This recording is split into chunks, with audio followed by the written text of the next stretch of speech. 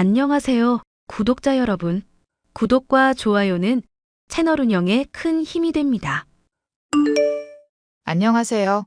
저는 30년 넘게 교직 생활을 하다 정년퇴직 후 고향인 경북 문경으로 귀농한 62세 여성입니다. 오랜 꿈이었던 농사를 혼자 하자니 조금 외롭긴 하지만 만족스러운 삶을 살고 있죠.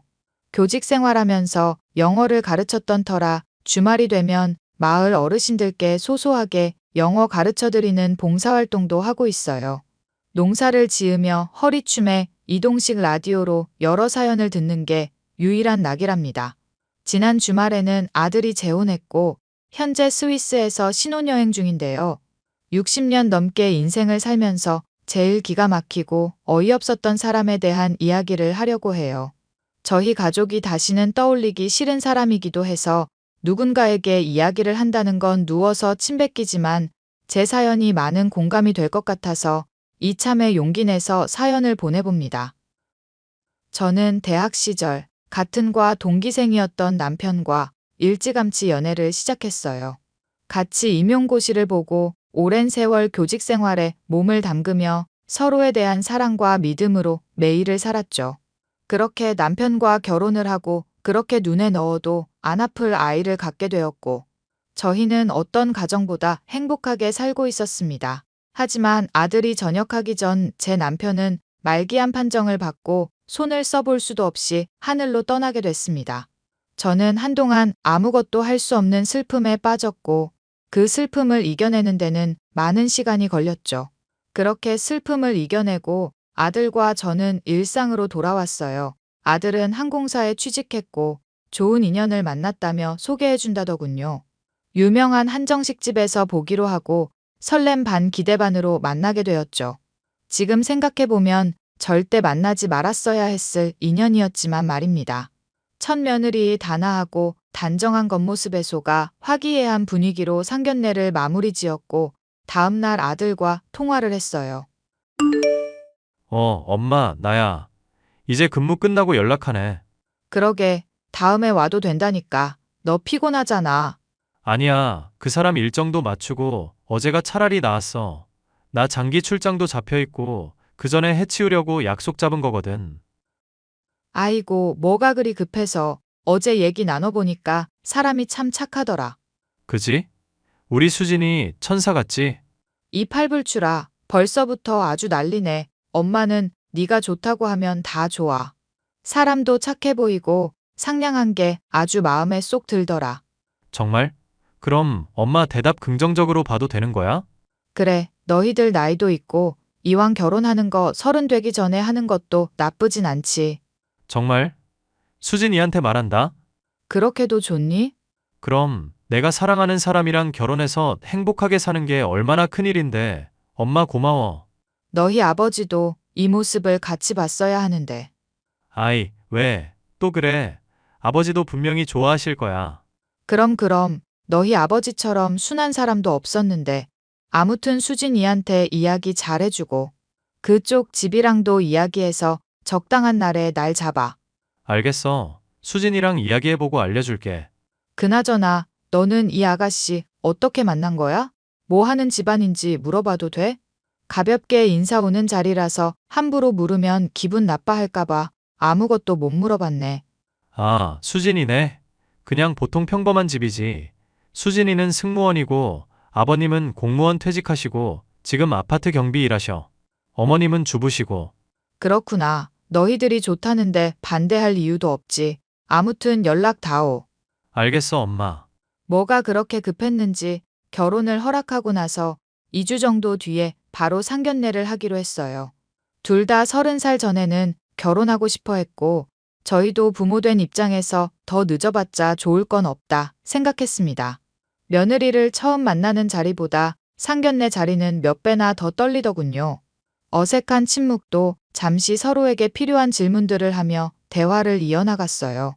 생각보다 금방 긴장도 풀렸고 사돈들도 넉살도 좋고 푸근한 인상이었거든요. 두 사람은 본격적인 결혼 준비를 하게 되었고 웨딩 촬영부터 예식장 계약까지 정말 정신없었습니다.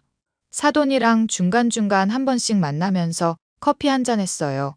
아이들 신혼살림에 대한 이야기도 하면서 이래저래 친해지기 위함이었죠. 결혼하면서 허례허식은 모두 없애고 예단이나 예물은 최소화하기로 했습니다. 앞으로 살아갈 날이 많은 두 사람에게 조금이라도 보탬이 되고자 그 돈 아껴서 그대로 주기로 했거든요. 그러다 결혼식을 2달 정도 앞둔 어느 날 기쁜 소식이 있다며 아들과 며느리가 메시지를 보내왔습니다. 엄마, 선물이야. 이게 뭐야? 뭐긴 뭐야. 초음파 사진이지. 엄마 곧 할머니 된다고. 에그머니나 내가 벌써 할머니라고? 너희 애 가졌니? 어머니, 어쩌다 보니 그렇게 됐어요. 저희가 워낙 성격이 급하잖아요. 예쁘게 봐주세요. 이제 사주 차례요. 예쁘게 봐주고 말고가 어디 있어. 어휴, 대단하다. 우리 며느리. 몸 고생 좀 할 텐데 어떡한다니? 아직 저도 얼떨떨하지만 훈석 씨가 잘 도와줄 거라 믿어요. 걱정 마, 수진아. 우리 아이 잘 키워보자. 이런 게 세상 다 가진 기분이라는 건가 봐. 팔불출아, 못 말려 진짜. 아무튼 새아가 결혼 앞두고 장하다. 몸조리 잘하고 필요한 거 있음 말만 해. 어머니, 감사합니다. 아직 입덧도 없고 딱히 느낌도 없어요. 조금 시간 지나면 배도 나오고 그럴 텐데. 다른 거 생각하지 말고 오로지 아이만 생각하렴. 먹고 싶은 거 사고 싶은 거 너 하고 싶은 대로 다 해야 해.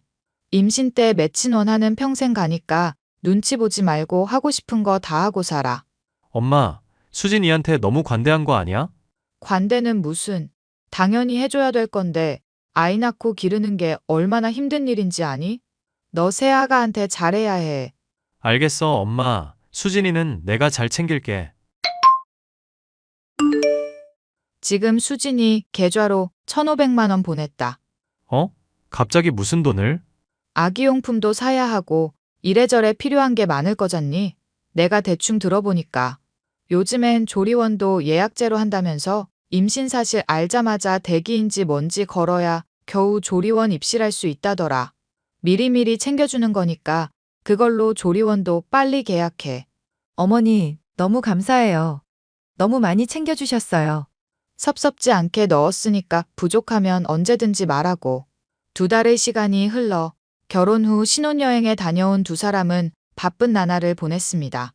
며느리는 임신 사실을 직장에 알려 항공승무원에서 지상직 근무로 발령받았지만 배가 많이 불러와 결국 직장을 그만두고 말았죠. 운동도 하고 취미생활도 하며 태교에 힘썼습니다. 그러고는 얼마 뒤 건강한 아들을 출산했어요. 그런데 말입니다. 며느리의 본성이 드러나기 시작한 건지 아이를 낳고 며느리의 태도가 조금씩 달라지기 시작했어요. 조리원에서 퇴소하고 나서 아들이 갑자기 육아휴직을 6개월이나 썼다는 겁니다. 물론 육아를 하는 데 있어서 남녀 구분도 없고 부부가 같이 해야 하는 거지만 며느리는 몸을 다 추스르지도 않았는데 답답하다는 이유로 친구들을 만나거나 단류하고 술을 마시기 시작했어요. 다이어트도 혹독하게 해서 몸에 딱 달라붙은 옷을 입거나 외박도 하고 자유분방한 태도를 보였죠. 처음에는 육아에 대한 스트레스를 받지 않게 하기 위해 별말 하지 않았어요. 하지만 시간이 지날수록 점점 과해지는 행동에 뭐라고 한마디 해야겠다 싶더군요. 아들에게 아이를 맡겨놓고 자주 외박도 하고 심지어 돈도 펑펑 써대기 시작했습니다. 아이 보느라 힘들지? 힘들긴 하지. 무슨 아기가 잠을 안 자. 원래 그땐 다 그런 거야. 그나저나 잠도 못 자고 고생해서 어쩐다니 우리 아들.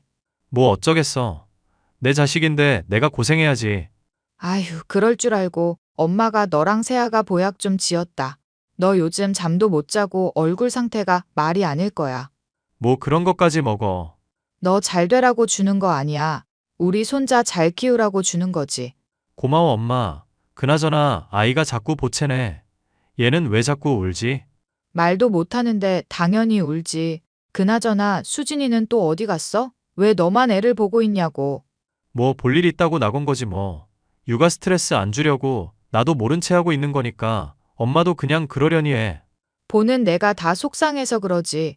어쩜 밖으로만 나돌아다닌다니? 에이, 엄마, 다 그런 거지 뭐. 이럴 때라도 도와줘야지. 안 그래? 그러니 너무 염려마. 알겠어. 네가 그렇게 말하면 가만히 있어야지 뭐. 이따가 저녁에 넘어갈 테니까 너도 맛있는 것 좀 사 먹고 그래. 엄마가 아기 좀 봐줄 테니까. 아들은 괜찮다고 하지만 제 속이 다 타들어가겠더라고요. 저도 아들을 키워본 입장이라 육아가 얼마나 고된지 알아서 아들이 가엾어 보였습니다. 그래서 참으라는 아들의 말을 무시하고 며느리에게 연락했어요. 얘, 너 어디니? 어머니, 저 친구들 만나고 있어요. 왜 그러세요? 무슨 일 있으세요? 아니, 너는 도대체 아이 엄마라는 사람이 허구한 날 외박에 술에 뭐 하는 짓이니? 네? 이게 뭐 어때서요? 그이랑 합의 보고 아이 맡기고 나오는데 문제될 게 있나요? 그이가 아이 보고 있잖아요. 그래도 그렇지. 같이 돌봐야지. 너는 맨날 외박에 술에. 이게 이해가 가는 행동이니?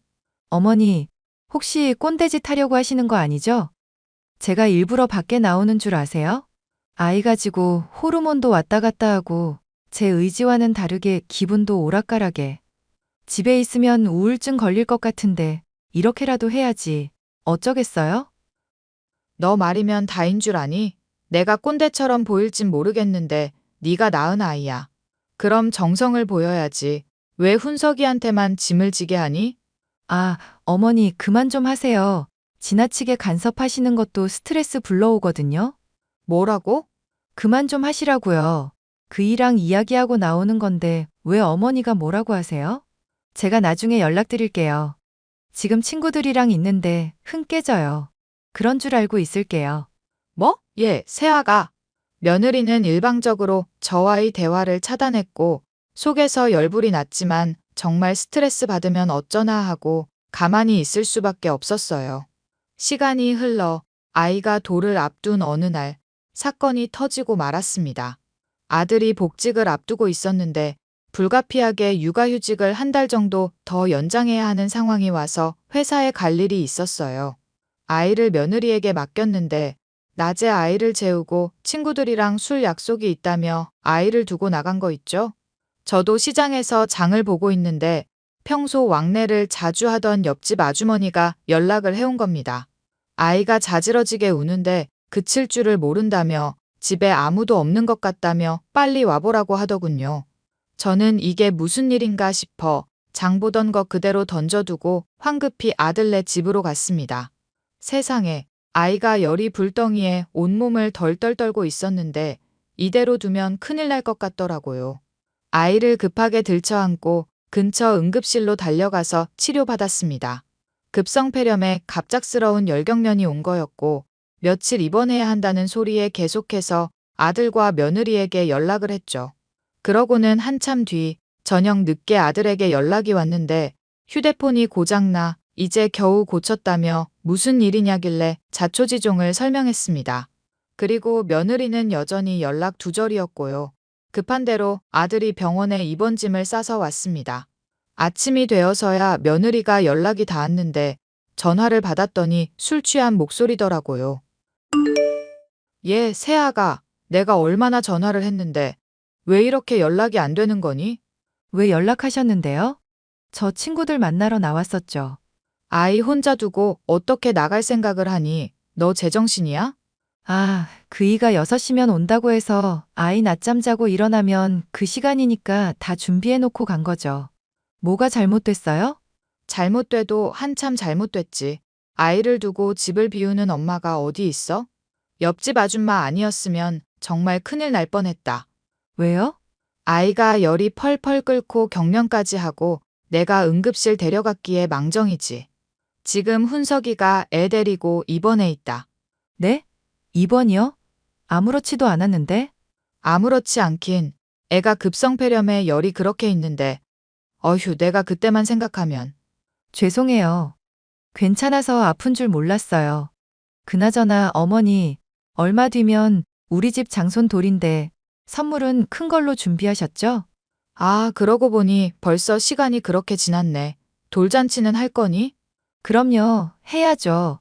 근데 코로나 때문에 아직은 고민 중이고요. 어머니 선물은 뭐 주실 거예요? 글쎄다. 보통은 금반지나 목걸이 해주던데 따로 원하는 게 있니? 더도 말고 덜도 말고 딱 5천만 해주세요. 그 정도 못 해주면 우리 장손 못 볼 줄 알아요. 뭐라고? 지금 말 다 했니? 네, 다 했는데요. 아무튼 그렇게 알고 있을게요. 그 돈으로 아이 보약도 지어 먹이고 좋은 거 사 입히고 그래야죠. 요즘 사람들 아이 낳는 거 기피하는 거 아시죠? 하, 어이가 없구나. 일단 알겠다. 아이 퇴원하면 다시 이야기해. 그렇게 꼬박 일주일 내내 병원에 입원해 있다가 손주가 퇴원했는데 아들의 표정이 심상치 않았습니다. 아이가 아파서 속이 상해서 그런가 싶었는데 퇴원하고 저를 붙잡아 이야기하는데 충격적이더라고요. 글쎄 입원하고 피검사도 하고 여러 가지 검사를 했는데 그동안 알고 있던 손주의 혈액형이 자기가 알고 있는 혈액형이 아니라는 겁니다. 뭐 잘못 알고 있을 수 있으니까 재차 확인해 본 거냐 했는데 이게 무슨 의미인지 모르냐며 갑자기 눈물을 흘리는 거예요. 알고 보니 아들이랑 며느리의 혈액형은 둘 다 AB형인데 아이의 혈액형은 O형이었던 겁니다. 둘 사이에서 절대 나올 수 없는 혈액형이었던 거죠. 그래선 안 되지만 며느리가 자주 외박하고 술도 마시고 처음과 다른 행동에 의구심이 들더군요. 설마 하는 마음에 아이의 머리카락과 아들의 머리카락을 뽑아 유전자 검사를 의뢰했습니다. 그러던 와중에 옆집 여자한테 연락이 왔는데 기막힌 이야기도 들었어요. 아들이 밤샘 근무나 출장으로 집을 비울 때 웬 남자가 집에 드나들었다는 겁니다. 기막힌 상황에 아파트 CCTV이며 그 집에서 택배 도난 때문에 달아둔 CCTV를 보게 되었는데 사실이더군요. 한참을 곰곰이 생각해 보는데 며느리가 바람을 피운다는 것 말고는 어떤 말로 표현도 안 됐고요. 조심스레 사람을 시켜 뒷조사를 했는데 제가 의심하던 상황들이 모두 맞아떨어지는 거 있죠? 결혼하기 전부터 바람을 피우고 있었고 아이도 그 남자아이였어요. 그래서 신혼집에 그 남자가 아이를 보러 들락날락했던 거고요. 저는 이 기막힌 상황에 도저히 가만히 있을 수 없어 아들 부부에게 연락했습니다. 훈서가, 세아가, 내가 너희들한테 할 말이 있구나. 어머니, 무슨 일이세요? 아, 지난번에 돌 선물 주시려고요? 정말로 주실 거예요? 선물 같은 소리 하네. 내가 왜 그 돈을 너한테 주니? 어머, 그 말 후회 안 하시겠어요? 우리 장손 안 보여드릴 건데. 안 봐, 이 정신 나간 년아. 뭐라고요? 지금 저한테 욕하셨어요? 여보, 어머니 왜 이러셔? 당신 사실대로 말하면 지금이라도 용서해 줄게. 대신 이혼은 해야 할 거야. 갑자기 무슨 소리야? 내가 이혼을 왜 해? 그리고 무슨 사실을 말하라는 건데? 너 이럴까봐 내가 증거 가져왔다. 아, 저 사람 제 친구예요, 어머니. 집에 아이 보러 왔다가 선물도 주고 가고, 이웃도 아는 사람인데요. 거짓말하지 마. 아이 혈액형이 우리 사이에서는 나올 수 없는 거던데. 아, 혈액형? 병원에서 검사 잘못한 거겠지. 그걸 왜 내 탓을 해? 정확한 거 맞아?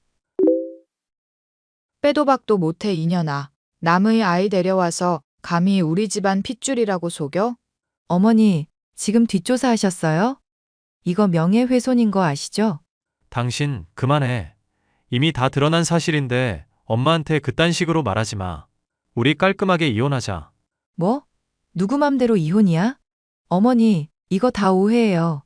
일단 돌 선물부터 주세요. 너 정신 안 차릴래? 우리 손주도 아닌 애한테 선물을 왜 줘? 당장 이혼하거라. 조만간 이혼 서류 보낼 테니까 그렇게 알고 당장 짐 싸서 나가. 내가 지금 집으로 갈게. 일단 대화를 좀 하자. 대화할 것도 없어. 유책 사유는 명백히 너한테 있으니까 위자료를 받아도 내가 받아야 하는 거야. 왕창 뜯기고 싶지 않으면 닥치고 짐 싸서 나가. 여보, 한 번만 봐줘. 내 말 좀 들어봐. 응? 여보, 여보. 아들은 그 길로 변호사를 선임해 이혼 소송과 상간남 소송을 걸어버렸습니다. 사돈들에게도 이와 같은 사실을 모두 전했고 자신들이 자식을 잘못 키웠다며 저희에게 사과를 하더군요. 아들은 큰 충격에도 불구하고 며느리에게 위자료로 5천만 원을 받아냈고 상간남한테도 1,500만 원의 보상금을 받았습니다. 끝까지 자신은 억울하다던 며느리는 사돈들에게 붙잡혀 친정으로 돌아갔고 손주였던 그 아이는 상가님이 데리고 갔어요. 끈질기게 저희한테 연락을 해왔지만 사돈어른이 다시는 연락하는 일 없을 거라며 평생 속죄하며 살겠다고 하고는 그 뒤로는 찾아오지도 연락을 하지도 않더라고요. 아들은 마음의 상처를 입은 상태로 회사에 복직했고 한동안 술만 마시며 힘들어했습니다. 시간이 약이라고 점차 스스로를 다독이던 아들은 마음을 추스르고 오겠다며 해외로 장기 연수를 떠났어요. 3년이라는 시간이 흘렀고 비슷한 상처를 가진 인연을 만나 얼마 전에 재혼했답니다. 저는 정년퇴직해서 고향인 문경으로 귀농해서 농사를 짓고 살고 있고요. 정말 파란만장했던 일이 아닐까 싶은데요. 살면서 이런 일 겪는 것도 복이라고 해야 할지 경험이라고 해야 할지 의문이네요. 그래도 1년 가까이 끼고 살았던 아이라 가끔 생각은 나지만 괘씸한 며느리를 생각하면 그 아이마저도 미워지네요. 앞으로는 저나 아들이 행복하기만을 바라며 살 거예요. 그 아이도 좋은 환경에서 행복하게 자라나길 기도해 줄 겁니다. 한때 정을 나누었던 작고 소중했던 녀석이 자라면서 상처받지 않길 바랄 뿐이에요. 제 사연은 여기까지고요. 많은 공감이 되셨다면 응원의 댓글 부탁드립니다.